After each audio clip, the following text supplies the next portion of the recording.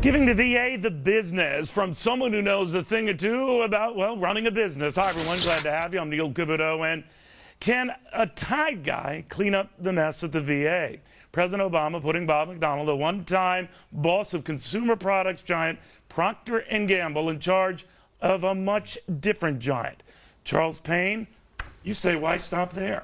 Why stop there? Listen, I love the idea, too. I love the idea of a CEO coming to Washington, D.C. Now, will he be allowed to do what a CEO is supposed to do? Not. No, he will Will not. he be allowed to bring in accountability? Will he be allowed to wreck the place and turn it upside down and remake it into something that serves the function of the people it's supposed to be serving? If not, then it's all for naught. It's all show. All right, we call that an opening salvo. I want to bring the rest of my friend and gang in here. We've got Charles Casoni here. We've got Adam Lashinsky here. Charlie Gasparino.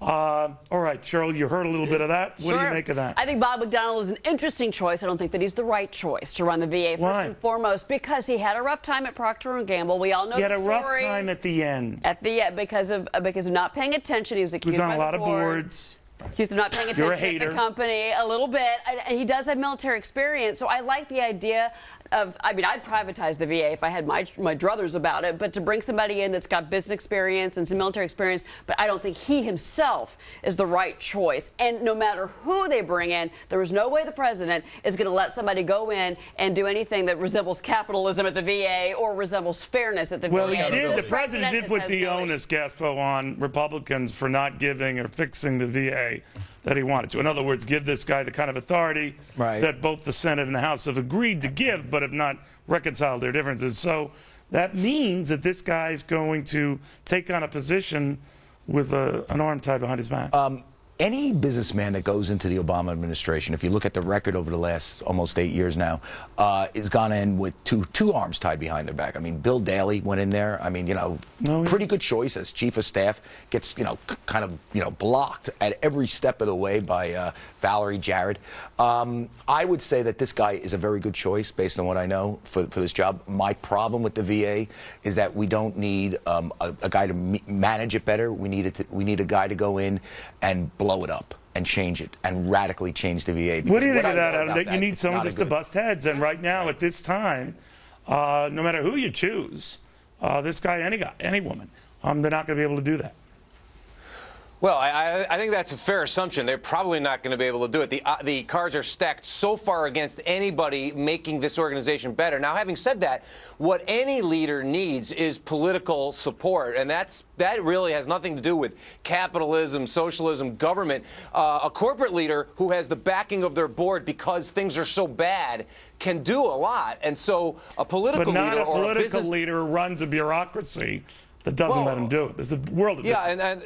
Well, but what I'm saying, Neil, is that this political situation has gotten so bad that this guy's boss, the president, the chairman of the board, can say, you have my permission to, to really tear things up. Adam, President Obama has never listened to anybody from the business world. We should point that out. I mean, when you talk to CEOs that actually sit down with him and dealt with him, they call him the 4 L's. He doesn't listen. He leaves early. He lectures.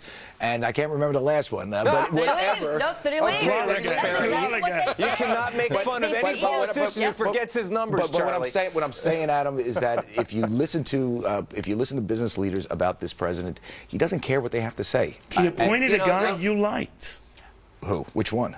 The P&G guy. I like him. All right, so he did one thing that is something you like. You're a hater. You're a mean person who will not give the benefit to your ample doubts. Listen, I like Jeff Immelt. Okay, I actually do like him. He did not listen to Jeff Immelt on that corporate board that Jobs Council. He doesn't listen to any. Well, that was a farce. That was a farce from the get-go. No, but he does not listen to that. Well, Charles Payne, do you think a secret agreement was made? I know if you were the president's choice at the VA, which would never happen, by the way, but you would come in there, Mr. President, I'll be happy to do it, but you got to let me do my thing. And he might say to you, well, you don't have the power to do your thing, but I'm going to back you up to do your thing. But this guy had to have made a deal like that. I don't know. I mean, maybe Cheryl alluded to something, a guy being on too many boards. A lot of guys who are really successful in one area, they like to have that on the resume. You know, I was in part of the administration and I did this. And some come and they sell their We know he soul. wasn't the first choice. Well, We know a couple of the people first turned choice. it down the job. But, you know, Charlie's saying that the president doesn't like to deal with, you know, the businesses. He doesn't listen to business or politicians. He doesn't listen to the American public. You know, Adam, the president is always either surrounding himself with sycophants, or if you don't fall into line, you're not there long. And that's why I hope this guy gets a shot to really run it the way he wants to, but I don't think anyone, even you, believes it will happen. I'm the first to agree that this is a really tough job under any president in any circumstance because of the dysfunction that's built up in this organization. How about the dysfunction of the president? But hold on, without getting into whether or not the president listens, he clearly is listening because this one's gotten really bad. And it looks bad for him what's happened with the VA, so he's listening. He fired the last guy. He doesn't listen. He lets You don't know any of I get that. You don't know any of that. According to every corporate... Let's look at this right now. Let's look at this right now. What do you see coming of this? Now, we know that the confirmation hearings have to start, and they have, what, 27 or 26 working days before the midterm elections? Sure. What realistically can get done here? What they're going to do is they're going to say, here is our plan, but the implementation of that plan will not even go into effect for veterans until next year. Have a mutiny, sue me later. No. I'm going to do all this. He won't do it. He won't do it. No, you were right. He was not the first choice for this position. Number two, this is a great resume item. And then he goes out and he makes a bunch of money at him, you know, speaking and making a lot of cash. He doesn't need to make a bunch of money. Anybody that has money always wants to make more money. I cannot believe the cynicism of this group. I know. Adam, here's all I'm saying, Adam, that I think he would be well backed up by the American people and by a dysfunctional Congress to go ahead and do whatever the heck he wants when he gets in there. I completely agree. I mean, he's as good a choice as any and better than many, and that he'll do a very good job of assessing the problems and making suggestions on how to fix it and then starting to fix it. I think he'll accomplish some small percentage of what he hopes to, and I don't think that corporate audiences are going to be dying to hear from the former head of the VA. How many big plans, though, have come out of this administration that have worked? I mean, let's go back to mortgage finance reform, help for homeowners. Remember that brainchild of a plan? That didn't go anywhere. This is going to be the same thing, and these poor veterans are the ones that are going to be the victims. We're all going to be fighting about it for the next year. And when was the last time that this president has listened to corporate America ever? I mean, listen, I beat up on corporate America every day. I'm not saying beat up on everybody. Well, that's true. But I'm so glad Mother Teresa's passed away because you've been beating up on her. Well, riddle me this, Batman. Riddle me this.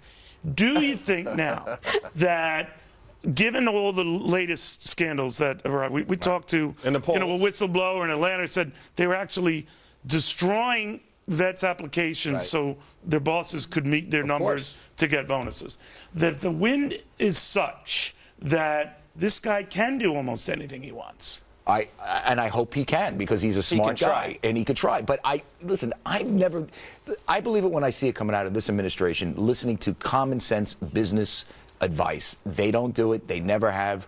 And they always fall back on a political quick fix, whatever's good for the polls. Or they always fall back on ideology. It's like the Keystone Pipeline. I'm telling you, as soon as this guy says something that involves a private sector solution, either part and parcel, Valerie Jarrett, that's when it gets cut out completely. Bob McDonald will be standing next to President Obama in the White House. This will be, I'm going to predict, late October. I'm on tape. I stand by my prediction. They will say, here is what we're going to do, and the president's going to say, I fully support you. Fast forward 1 year, and nothing will be any better at the VA. You're all despicable. Class dismissed. When we come back, what if I told you that the $2 billion immigration fix probably won't fix anything? If I break the law, you're going to come down on me real quick. And yet, you are not following the law. You are breaking the law.